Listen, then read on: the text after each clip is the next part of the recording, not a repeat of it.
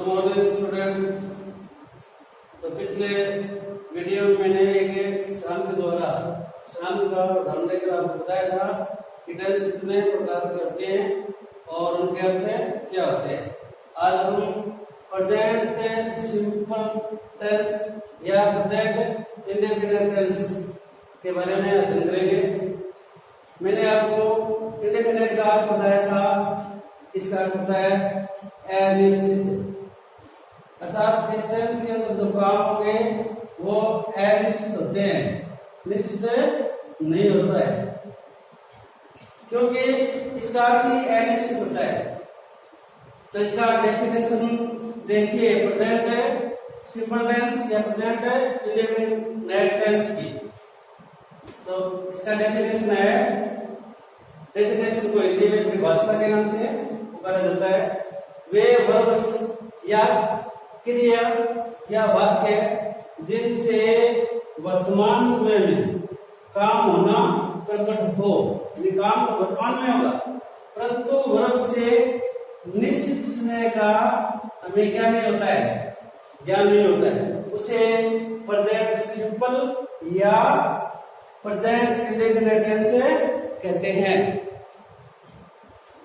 Symptom देखिए, symptom को हिंदी में कहा जाता है पहचान। तो मेन वर्ब, मेन से मुख्य, वर्ब से क्रिया, मुख्य क्रियाओं के अंत में ता है, ती है, ते हैं, ता हूं और ती हूं शब्द आते हैं, वह वाक्य इसी टेंस का होता है। जो है पॉइंट वाला होता है, जिसके ऊपर पॉइंट लगा होता है वो प्लूरल सब्जेक्ट के लिए आता है, और जिसके ऊपर पॉइंट नहीं लगा होता है वो सिंगुलर सब्जेक्ट के लिए आता है। एक वचनकर्ता के लिए बिना पॉइंट वाला है और बहुवचनकर्ता के लिए पॉइंट वाला है आता है। अब इस टेंस के अंग्रेजी वाक्यों की पहचान देखिए। एडवर्ब ऑफ है दिस टेंस। एडवर्ब में होता है क्रिया विशेषण और एक होता है एडजेक्टिव।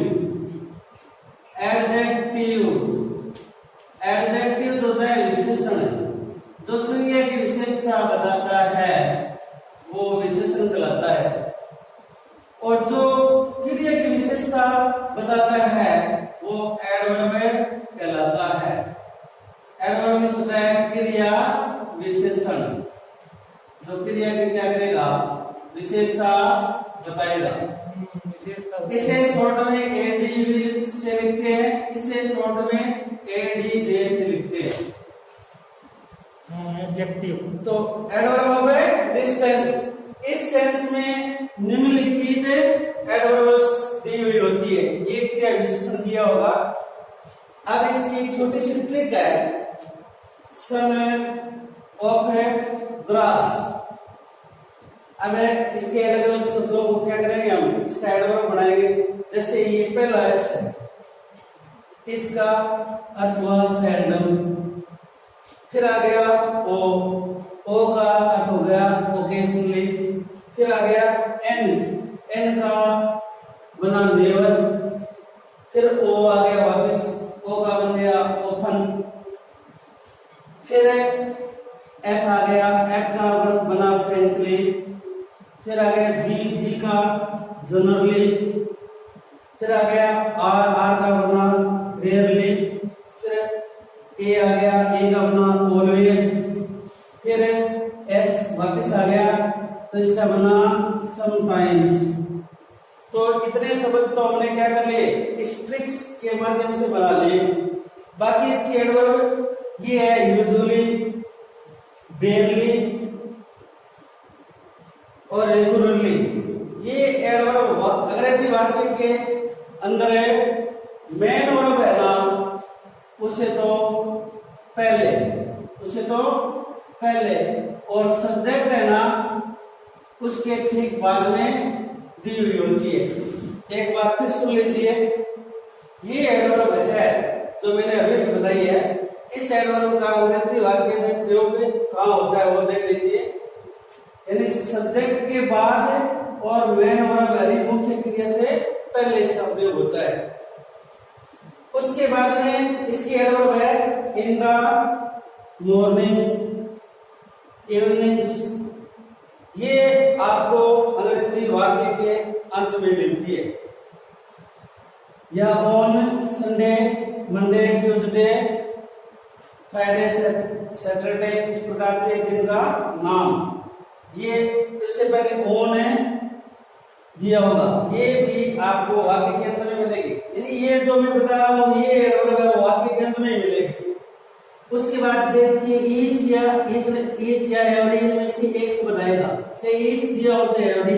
उसके बाद में जैसे day, night, hour, week, month, year, morning, evening, एडीसी इत्यादि में से एक शब्द होगा।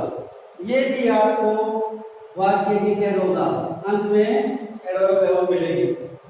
उसके बाद वनस या ट्वाइस, इसके आगे ए दे भी आ सकता है, देने जो तो नाइट, ए नाइट नहीं हो तो ए वीक। यानी कहने का मतलब है ए लगेगा ए मंथ, ए ईयर। ये इस प्रकार से वाक्य के अंत में दी हुई होगी। अब इसमें हेल्पिंग वर्ब, इसे हेल्पिंग में होता है सहायक और वर्ब में होता है क्रिया। सहायक क्रिया होता है डू और डज। सहायक क्रिया कौन सी लगेगी इसमें? डू या does. Main verb, main means मुख्य, वर्ब मींस क्रिया, मुख्य क्रिया। मुख्य क्रिया वर्ब की फर्स्ट फॉर्म का इसमें प्रयोग होता है। देखिए क्रिया के वैसे 5 रूप होते हैं, first form, second form, third form और फोर्थ फॉर्म और फिफ्थ फॉर्म। लेकिन हमें 3 जो फॉर्म है उनका हम ज्यादा उपयोग करते हैं। चौथी फॉर्म बनाने के लिए हम वर्ब के अंत में फर्स्ट फॉर्म के अंत में आईएनजी लगा देंगे तो इससे बोला जाता है वर्ब की फर्स्ट फॉर्म प्लस आईएनजी, अर्थात वर्ब की चौथी फॉर्म। पांचवी फॉर्म बनाने के लिए 2 प्लस वर्ब की फर्स्ट फॉर्म, इसे इंफिनिट वर्ब भी कहा जाता है। ये पांचवी फॉर्म होता है। और फर्स्ट फॉर्म, सेकंड फॉर्म और थर्ड फॉर्म इनके बारे में मैंने आपको छोटी क्लासों में बताया था। एक बार पूर्ण बता देता हूँ। तो 5 फॉर्म होती है, देख लीजिए आप। अब जैसे 5 फॉर्म में बता देता हूँ आपको। पहले first form, second form, third form, चौथी फॉर्म और पांचवी फॉर्म। जैसे हम वर्ब लेते हैं गो मीन्स जाना, गो, वेंट, गॉन, गोइंग। उसके बाद टू गो। देखिए पहली फॉर्म क्या हुआ गो, दूसरी फॉर्म वेंट, तीसरी फॉर्म गॉन, चौथी फॉर्म गोइंग और पांचवी फॉर्म टू गो। तो इस प्रकार से प्रत्येक फॉर्म की 5 फॉर्में होती है। लेकिन हमें ये 5 फॉर्में न याद करके 3 फॉर्मों को तो अच्छी तरह से कंडस्ट कर लेना, क्योंकि अंग्रेजी के अंदर ये फॉर्में है जिस प्रकार से मनुष्य का शरीर होता है और उसमें रीढ़ की हड्डी किस प्रकार से काम करती है, उसी प्रकार से अंग्रेजी में ये फॉर्में काम करेगी।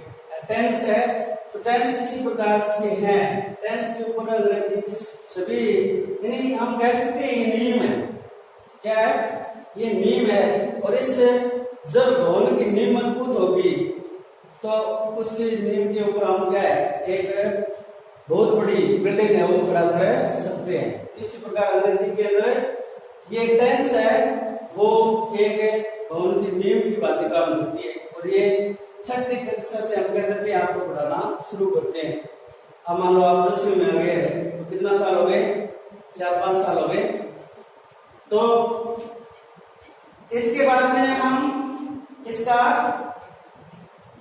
सेंटेंस अंग्रेजी में वैसे 5 प्रकार के होते हैं और एक टेंस के अंदर 2 सेंटेंस लगते हैं। एक टेंस में कितने सेंटेंस लगते हैं? दो। अंग्रेजी में सेंटेंस कितने होते हैं? 5 प्रकार के। अब मैं सेंटेंस के प्रकार बता देता हूं आपको। एक होता है एसर्टिव सेंटेंस, जिसे हिंदी में बोला जाता है विधि सूचक वाक्य। दूसरा प्रकार इंटेरोगेटिव सेंटेंस, जिसे बोला जाता है प्रश्नवाचक वाक्य। तीसरा होता है इंपेरेटिव सेंटेंस, आज्ञा या प्रार्थना वाले वाक्य। एक होता है ऑप्टिव सेंटेंस, उससे बोला जाता है शुभकामना या आशीर्वाद वाले वाक्य। एक होता है एक्सक्लेमेटरी सेंटेंस, जिसे बोला जाता है विस्मय या बोधक वाक्य। तो इस प्रकार से वाक्य 5 प्रकार के होते हैं। एक टेंस में वाक्य लगते कितने हैं? 2 लगते हैं। तो कौन कौन से? एसर्टिव सेंटेंस और इंट्रोगेटिव सेंटेंस। तो एसर्टिव सेंटेंस के भी 2 भाग होते हैं। एक होता है पॉजिटिव, पॉजिटिव कह दो, सिंपल कह दो, तो पॉजिटिव सेंटेंस। दूसरा एसर्टिव का भाग होता है नेगेटिव सेंटेंस। उसके बाद इंट्रोगेटिव सेंटेंस। इंट्रोगेटिव सेंटेंस के भी 2 भाग होते हैं। इंट्रोगेटिव सेंटेंस, एक होता है इंट्रोगेटिव नेगेटिव सेंटेंस। एक तो सीधा प्रश्नवाचक वाक्य है, एक है प्रश्नवाचक नकारात्मक वाक्य। जिस प्रकार से गणित की संख्या होती है, जो प्लस की होती है, उसके आगे प्लस का निशान नहीं दिया होता है, और माइनस की जो संख्या होती है, उसके आगे माइनस का निशान दिया होता है। तो इंट्रोगेटिव सेंटेंस जो पॉजिटिव सेंटेंस का होगा, तो उसके आगे हम पॉजिटिव नहीं पढ़ेंगे, सीधा उसको क्या कहेंगे? इंट्रोगेटिव सेंटेंस कहेंगे। तो इस प्रकार से एक टेंस के अंदर 2 सेंटेंस लगते हैं। कितने सेंटेंस लगते हैं? 2।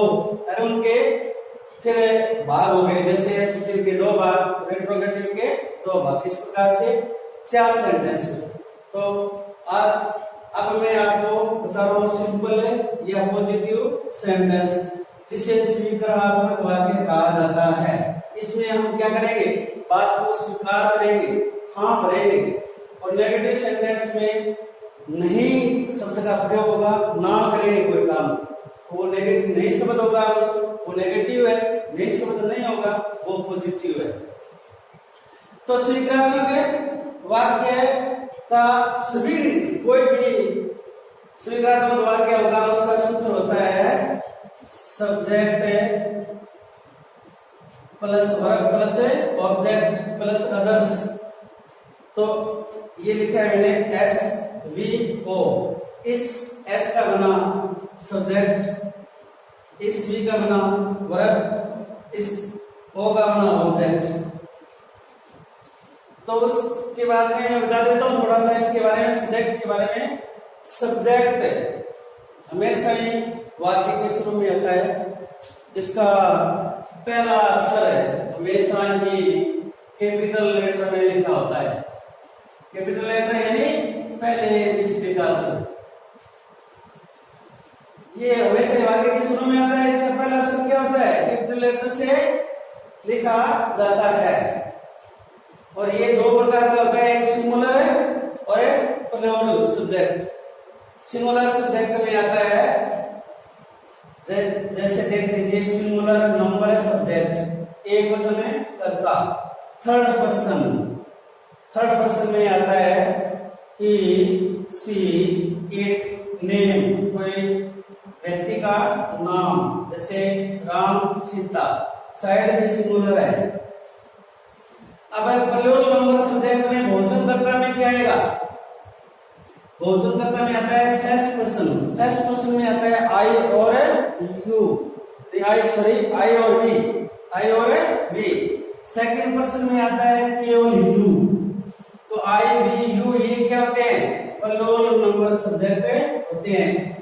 दीज, दोज, चिल्ड्रन, पेरेंट्स, ये भोजनकर्ता होते हैं। तो मैंने 9th क्लास के अंदर एक सूत्र बताया था, SS बटा SV, SS बटा SV, PV बटा PS बटा PV, एस एस बटा एस बी बराबर है एस पी बटा पी वी। ये सूत्र बताया था, एस एस बटा एस वी एस पी बटा पी वी। यानी इस रेस का पहले रेस का बना सिंगुलर, फिर दूसरा रेस का बना सब्जेक्ट बटे इस रेस का सिंगुलर और वी का बना वर्ग। अर्थात एक वजनकर्ता के साथ एक वजन क्रिया का प्रयोग किया जाता है, यानी सिंगुलर सब्जेक्ट के साथ सिंगुलर वर्ब का प्रयोग किया जाता है। अब सिंगुलर वर्ब की पहचान में बता देता हूं आपको। जिस वर्ब का अंतिम अक्षर एस दिया होता है वो सिंगुलर वर्ब होता है, एस नहीं दिया होता है वो हमेशा प्लूरल वर्ब होता है। सिंगुलर वर्ब की मैंने पहचान आपको बता दी। उसके बाद में दूसरा सूत्र खोलते हैं इसका, एस का बना सब्जेक्ट और पी का बना प्लूरल बहुवचन कर्ता। इस पी का बना प्लूरल, वी का बना वर्ब। तो पी का बना क्या प्लूरल, वी का वर्ब। यानी मेरा कहने का भावार्थ ये है कि बहुवचन कर्ता के साथ बहुवचन क्रिया का प्रयोग किया जाता है, एक वचन कर्ता के साथ एक वचन क्रिया का प्रयोग किया जाता है। तो प्लूरल से सिंगुलर वर्ब बनाने के नियम देख लीजिए। वर्ब क्रिया के अंत में अगर ओ शब्द आ जाता है तो ई एस जोड़ते हैं उसके अंत में। क्या प्लूरल वर्ब से सिंगुलर वर्ब बनाने के लिए, जैसे उदाहरण डू के अंत में क्या करेगा, अंत में अंतिम अक्षर है ओ के अंत में हम क्या करेंगे ई एस जोड़ेंगे। ये प्लूरल वर्ब है, ये क्या कर गया सिंगुलर वर्ब बन गया। इसी प्रकार गो से क्या बन गया बोझ। क्यों ई एस क्यों जोड़ा, क्योंकि इसका अंतिम अक्षर क्या है ओ है। तो ये प्लूरल वर्ब है, ये तो प्लूरल है, ये सिंगुलर है, ये प्लूरल वर्ब है और ये सिंगुलर वर्ब है। दूसरा नियम इसका देखिए, वर्ब यानी क्रिया के अंत में S double S H C H और या जेड या डबल जेड दिया हो तो उसके अंत में भी क्या करते हैं ई एस जोड़कर क्या करते हैं प्लूरल वर्ब से सिंगुलर वर्ब बनाते हैं। जैसे उदाहरण पास, इसका अंतिम अक्षर क्या है डबल एस है, ये प्लूरल वर्ब है, ई एस जोड़ते क्या कर गया सिंगुलर वर्ब। ये पुश तो इसके अंदर में एस है तो इसके अंदर में क्या कर देंगे हम ई एस जोड़कर क्या कर देंगे सिंगुलर से प्लूरल बना देंगे। इसी प्रकार सी एच इसमें भी क्या कर देगा ई एस जुड़ जाएगा, ये प्लूरल वर्ब है, ये सिंगुलर वर्ब है। इसके बाद इसके अंदर में जेड डबल जेड है, इसके अंदर में भी क्या कर देगा ई एस जुड़ जाएगा, तो ये सिंगुलर से प्लूरल से सिंगुलर वर्ब बन जाएगा। उसके बाद थोड़ा सा आगे और देख लीजिए, यानी vowel plus Y, vowel plus Y. एक होता है consonant plus Y, consonant plus Y.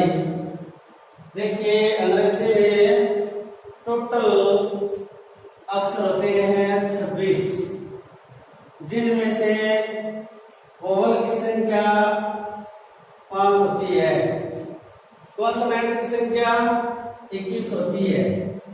इस प्रकार से एबीसीडी के अंदर से ये 5 अक्षर निकाल लीजिए, जैसे ए आई ओ आर यू। ये 5 अक्षर निकालने के बाद में 2 बचते हैं वो कॉन्सोनेंट कहलाते हैं,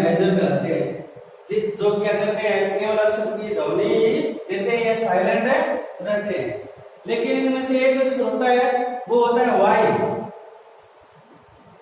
ये ऐसा अक्षर है जो सेमीकोलन कहा जाता है। सेमीकोलन वो शब्द होता है जो स्वर और व्यंजन दोनों का काम करता हो, यानी वोवल और कॉन्सोनेंट दोनों का काम करता है, वो कहलाता है सेमीकोलन। तो इसके अंदर एक अक्षर है वाई, ये सेमीकोलन में होता है। तो ये अगला आपका नियम है, जिस वर्ग के अंत में वाई दिया हो और वाई से पहले वोवल दिया हो तो उसमें केवल क्या करते हैं, प्लूरल वर्ग से सिंगुलर वर्ग बनाने के लिए केवल एस जोड़ते हैं। क्या करते हैं? केवल एस जोड़ते हैं। अगर अंतिम अक्षर वाई है और उससे पहले कॉन्सोनेंट है तो वाई चेंज आई, और उसके अंत में क्या कर देंगे, ईएस से जोड़कर प्लूरल से सिंगुलर वर्ग बना देंगे। जैसे मैं आपको उदाहरण के माध्यम से बताता हूं, जैसे प्ले, PLAY, प्ले में खेलना वर्ब, ये वर्ब है, ये दिया है, इसका अंतिम वाई है, वाई से पहले ए है, ये वोवल है, तो ये प्लूरल वर्ब है, सिंगुलर वर्ब बनाएंगे तो कैसे बनेगा, इसमें एस जोड़ देंगे तो PLAYS बन जाएगा। तो ये तो प्लूरल वर्ब है, ये सिंगुलर वर्ब है। इसी प्रकार इसका उदाहरण देखिए, जैसे CRY, क्राई। अब इसका अंतिम अक्षर वाई है और वाई से पहले आर है, अर्थात ये आर क्या है, कॉन्सोनेंट है, व्यंजन है, तो ये वाई हटेगा, किसमें बदलेगा, आई में बदलेगा, और इसके अंदर क्या करेंगे हम, ईएस जोड़ेंगे तो ये प्लूरल से सिंगुलर वर्ब बन जाएगा, CRIES। तो ये है प्लूरल वर्ब से सिंगुलर वर्ब बनाने के नियम। अब इसका इसका सूत्र, इस सिंपल या पॉजिटिव सेंटेंस जिसे स्वीकारात्मक वाक्य कहा जाता है, तो उसका तो सभी सिंपल सेंटेंस है, उनका सूत्र उसी S plus B plus O plus others. लेकिन इस टेंस का सूत्र क्या होगा, इस सिंपल है सेंटेंस या पॉजिटिव सेंटेंस, जैसे सिंपल कह दो इसे, चाहे पॉजिटिव सेंटेंस कह दो, इसका पैटर्न या सूत्र ये होता है, सबसे पहले सब्जेक्ट, उसके बाद अगर ये सब्जेक्ट सिंगुलर होगा तो वर्ब की फर्स्ट फॉर्म, इसके अंत में SEIS जुड़ता है। अगर ये सब्जेक्ट प्लूरल होता है तो उसके साथ केवल वर्ब की फर्स्ट फॉर्म आती है, उसके साथ SEIS नहीं जुड़ता है, और उसके बाद में ऑब्जेक्ट। अब थोड़ा सा, अब इसका अंतिम अक्षर क्या है, CH है, तो इसमें क्या कर जाएगा, ES से जुड़ जाएगा, तो ये सब चेंज हो जाएगा। जैसे बुज, BUZZ, बुज में होता है मक्खियों के बिनबिनाट, इसका अंतिम अक्षर क्या है, डबल जेड है, तो BUZZES, बुजेज हो जाएगा। अगला इसका नियम है, जिस क्रिया के अंत में वोवल प्लस वोवल, अंग्रेजी में 5 होते हैं, वोवल को हिंदी में स्वर कहा जाता है, हिंदी में स्वर कहा जाता है, इसे अंग्रेजी में क्या की जाती है, मात्रा बनाई जाती है। इनकी संख्या 5 होती है, और उसके बाद 21 क्या होते हैं, कॉन्सोनेंट। कॉन्सोनेंट को क्या कहते हैं, व्यंजन। व्यंजन अंग्रेजी में कितने होते हैं, 21 होते हैं। एबीसीडी होता है उनके अंदर, ये 5 अक्षर निकाल लीजिए, A, E, I, O, U, बाकी बचते हैं वो सभी क्या है, कॉन्सोनेंट है। ओ तो अपना नियम क्या है, वोवल प्लस वाई हो तो, अब कॉन्सोनेंट प्लस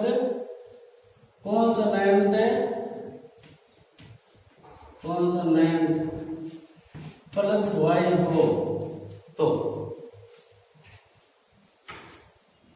तो अगर जिस क्रिया का अंतिम अक्षर वाई दिया होगा लेकिन इससे पहले वोबल दिया होगा, ये वोबल ए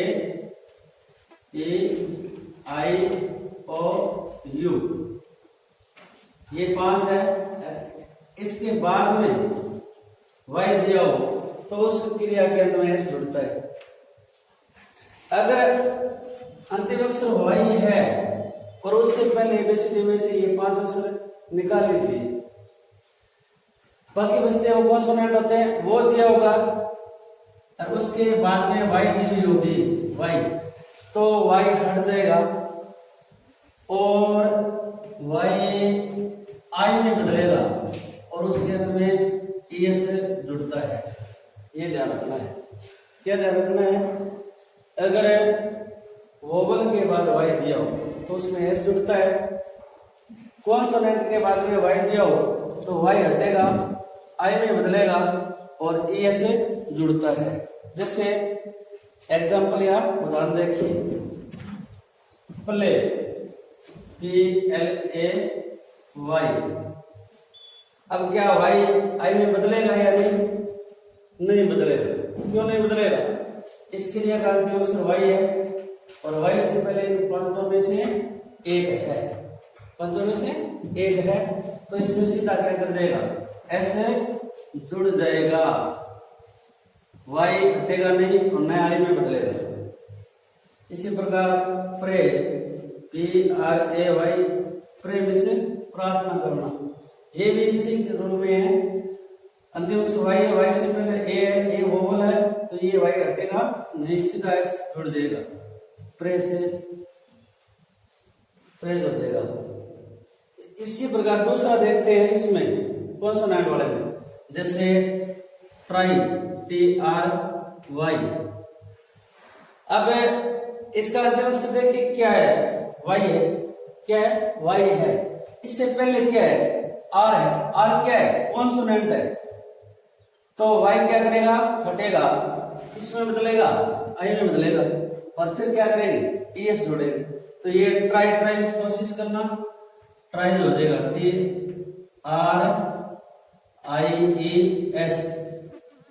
TRY किसमें हट गया? किसमें बदल गया? आई में बदल गया और ये से हमने जोड़ दिया। इसी प्रकार ट्राई, तो CRIES ट्राइज। इसी प्रकार ट्राई, तो ये ध्यान है रखना है, यानी वाई चेंज आई, वाई को हमें क्या करना है? चेंज करके आई में बदलना है। कब? जब अंतिम अक्षर वाई और वाई से पहले कॉन्सोनेंट हो तो प्रिय विद्यार्थी क्या ये नियम आपकी समझ में आए? तो इन नियमों का उल्लेख करते हुए हम अब इसका पढ़ते हैं कुछ उदाहरण के द्वारा। एफर्मेटिव या पॉजिटिव सेंटेंस। पॉजिटिव सेंटेंस का सूत्र मैंने पीछे भी लिखा था, एक बार दोबारा भी लिखे तो एफर्मेटिव सेंटेंस, एफर्मेटिव सेंटेंस के दो, पॉजिटिव सेंटेंस के दो, दोनों एक ही चीज है।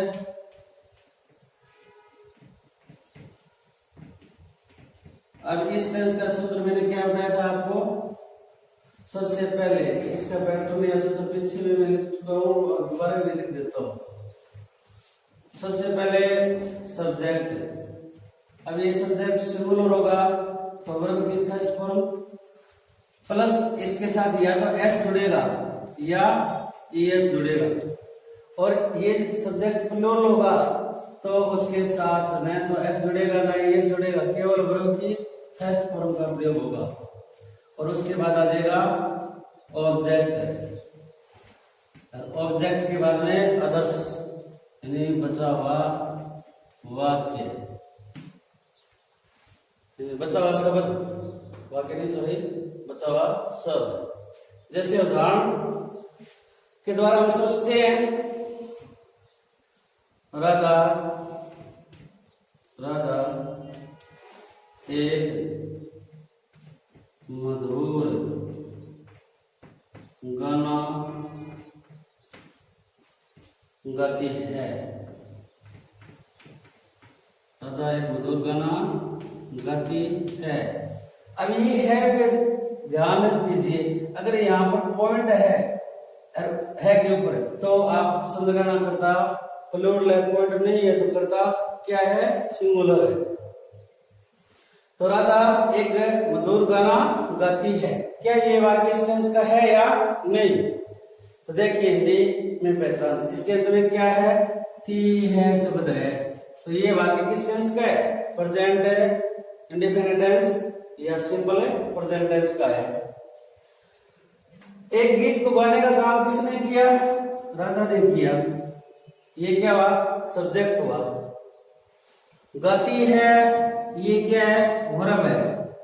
गाना क्या है, ऑब्जेक्ट है। एक मधुर क्या है, एडवर्ब है, यानी विशेष एडजेक्टिव है, एडजेक्टिव विशेषण जो संज्ञा की विशेषता बताता है उसे क्या कहते हैं, उसे विशेषण कहते हैं, एडजेक्टिव। इसे अंग्रेजी में एडजेक्टिव कहा जाता है। अब एक थोड़ा सा समझिए हिंदी और अंग्रेजी में डिफरेंस। हिंदी में थोड़ा सा देख लो, पहले क्या आता है, कर्ता, फिर क्या आती है, कर्म, और फिर क्या आता है, क्रिया।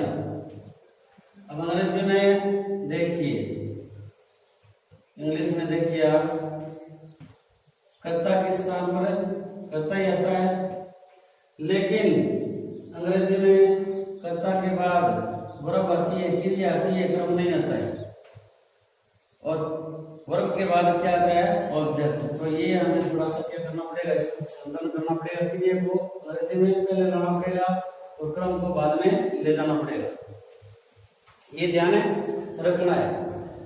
अब इस सूत्र में हम रखते हैं राधा, तो राधा नाम है,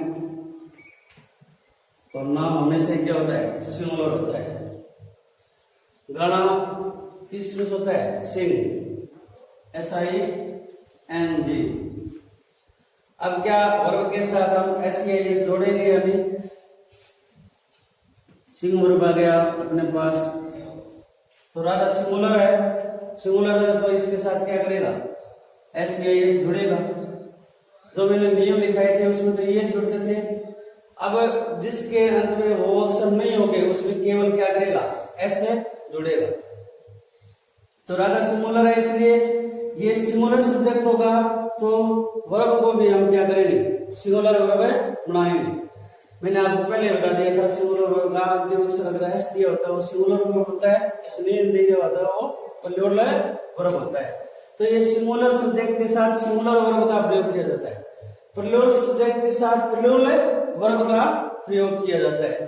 तो राधा नाम है इसलिए सिंगुलर है, तो क्रिया देखिए अब क्या है, अब देखिए कि सिंग, ये सिंगुलर है या प्लूरल, ये प्लूरल है। क्यों है प्लूरल, क्योंकि इसका अंतिम अक्षर S नहीं है, तो इसलिए हम क्या करेंगे, इसे प्लूरल से सिंगुलर बनाएंगे तो क्या करेंगे, उसमें या S जोड़ेंगे या ES जोड़ेंगे। तो इसमें क्या करेगा, वो अक्षर तो है नहीं, तो इसमें क्या कर देगा, सीधा ही S जुड़ जाएगा, तो ये राधा सिंग्स हो जाएगा। अब ऑब्जेक्ट है गाना, ये विशेषण है जिसका प्रयोग किया है क्रिया के बाद। एक की अंग्रेजी A या AN, मधुर गीत, स्वीट, और गाना की अंग्रेजी सॉन्ग, सॉन्ग है SONG। तो अपना सेंटेंस बन गया, राधा सिंग्स ए स्वीट सॉन्ग। बोर्ड एग्जाम में आपको क्वेश्चन कैसे पूछे जाएंगे, इस प्रकार का एक अंग्रेजी वाक्य दे दिया जाएगा और पोस्ट के अंदर आपको वर्ब दे दी जाएगी। अब हमें क्या करना है, इस सब्जेक्ट को देखना है सबसे पहले, यानी ये वाक्य इस टेंस का है या नहीं वो पहचान करेंगे। फिर इसका कर्ता देखेंगे, सिंगुलर है या प्लूरल। अगर ये सिंगुलर है तो ये क्रिया हमें प्लूरल दी हुई है, हमें क्या करना पड़ेगा, सिंगुलर बनाना पड़ेगा। और अगर ये प्लूरल सब्जेक्ट है तो इस कोष्ठक क्रिया को केवल उठाकर आपको लिखना ही है, बस इतना ही काम करना है। तो ये हमारा आंसर हो जाएगा इसका। इस प्रकार से क्वेश्चन आ गया तो ये हम इस प्रकार से कर देंगे सिंस, बस इतना ही काम करना है। तो everybody student thanks you very well. मैं आपके उज्जवल भविष्य की कामना करता हूँ। हमारे YouTube चैनल VMS न्योलके में आपका एक बार फिर से अभिनंदन करता हूँ, स्वागत करता हूँ। थैंक्स। कल की जाएगी।